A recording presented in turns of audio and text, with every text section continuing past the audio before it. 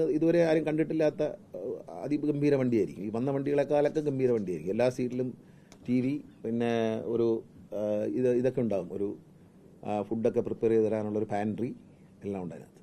എല്ലാം international പാൻട്രിയൊക്കെ international വിമാനത്തിലുള്ളതിനേക്കാൾ ഗംഭീര pantry ആയിരിക്കും. ഈ സർക്കാർ ഇതിനെ രക്ഷപ്പെടുത്തിയിട്ടേ അടങ്ങൂ എന്ന് തീരുമാനിച്ചിട്ടുണ്ട്. ഈ സർക്കാർ ഇതിനെ രക്ഷപ്പെടുത്തി ഈ നിലയിൽ എത്തിച്ചു. അതിൽ ബഹുമാനപ്പെട്ട മുഖ്യമന്ത്രി പൂർണ്ണ സ്വാതന്ത്ര്യം, അദ്ദേഹത്തോട് എനിക്ക് നന്ദി പറയണ ഈ അവസരത്തിൽ. ഒരു മന്ത്രി എന്ന നിലയിൽ അദ്ദേഹത്തിന് ഇതുമായി ബന്ധപ്പെട്ട എന്ത് കാര്യത്തിന് ആര് സമീപിച്ചാലും നിങ്ങളെ മന്ത്രിയോട് ചോദിച്ചിട്ട് ചെയ്തോളൂ. ഞാൻ അദ്ദേഹത്തോട് പറയും, എല്ലാ കാര്യങ്ങളും ആലോചിക്കാറുണ്ട്. ആലോചിക്കുമ്പോൾ അദ്ദേഹം പറയുന്നത് നിങ്ങളുടെ ഇഷ്ടം പോലെ നിങ്ങൾ ചെയ്യൂ, നിങ്ങൾ നോക്കട്ടെ, നിങ്ങൾ ചെയ്യുന്ന എന്നോട് ഒരു ഫ്രീഡം എനിക്ക് ഒരു മന്ത്രി എന്ന നിലയിൽ അദ്ദേഹം തന്നിട്ടുള്ള സ്വാതന്ത്ര്യം, ആ സ്വാതന്ത്ര്യമാണ് ഇത്രയും ഒരു വ്യാപകമായ ഡിജിറ്റലൈസേഷനിലൊക്കെ അഭിമാനിക്കുക. കാരണം വേറെ ഒരു ഡിപ്പാർട്ട്മെൻറ്റിലും ഒരു സംസ്ഥാനത്തും ഇത്രയും ക്ലിയർ ആയിട്ടുള്ള ഡിജിറ്റലൈസേഷൻ നടപ്പിലാണ്. എല്ലാം വാടക പിരിക്കുന്നത് ഡിജിറ്റലാണ്, സോഫ്റ്റ്വെയർ വഴിയാണ് വാടക പിരിക്കുന്നത്. ഇനി BTC മാത്രമേ സോഫ്റ്റ്വെയറിലേക്ക് പോകാനുള്ളൂ, ബാക്കി അക്കൗണ്ട്സും വരാൻ പോവാണ്. ഒരു മാസം കഴിയുമ്പോൾ എല്ലാ ഓഫീസും ഈ ഓഫീസാവും.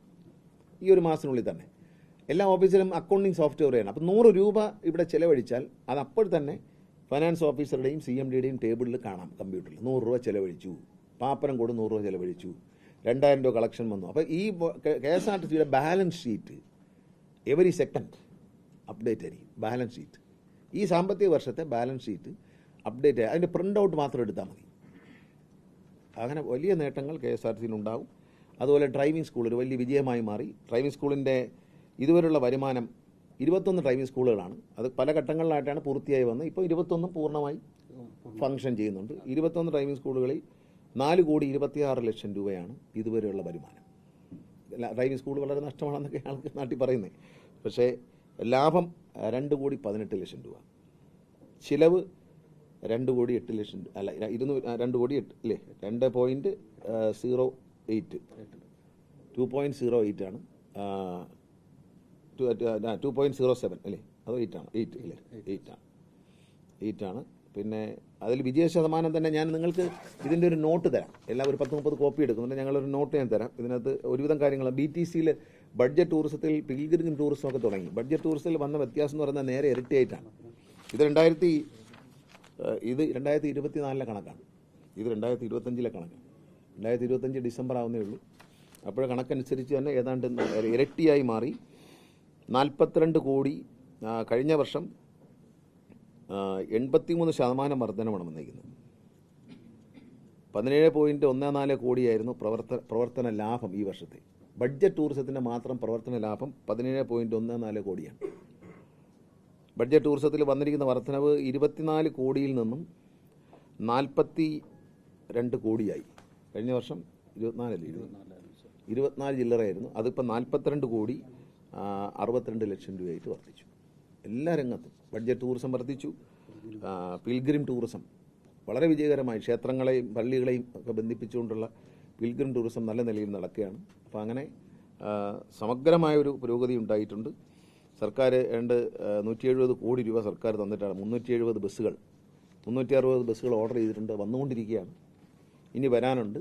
അടുത്ത മാസം ഫെബ്രുവരി മാസത്തോടെ ഞങ്ങൾക്ക് മുമ്പ് ഞാൻ പറഞ്ഞ ബിസിനസ് ക്ലാസ് ബസ്, അതായത് എല്ലാ സീറ്റിലും TV, എല്ലാ സീറ്റിലും വയർലെസ് ഹെഡ്ഫോൺ സൗണ്ട് കേൾക്കാനുള്ള, അത് നമ്മുടെ ഫോൺ അതിൽ മിറർ ചെയ്യാം. അപ്പോൾ നമുക്കിഷ്ടമുള്ള പ്രോഗ്രാം നമുക്ക് കാണാം. പിന്നെ അതിനകത്ത് ഫുഡ് ഉണ്ടാവും, ചായയും കാപ്പിയും എല്ലാം കൊടുക്കും. ടോയ്ലറ്റ് ഉണ്ട്, ഹൈടെക് ടോയ്ലറ്റ് വെച്ചിട്ടുണ്ട്.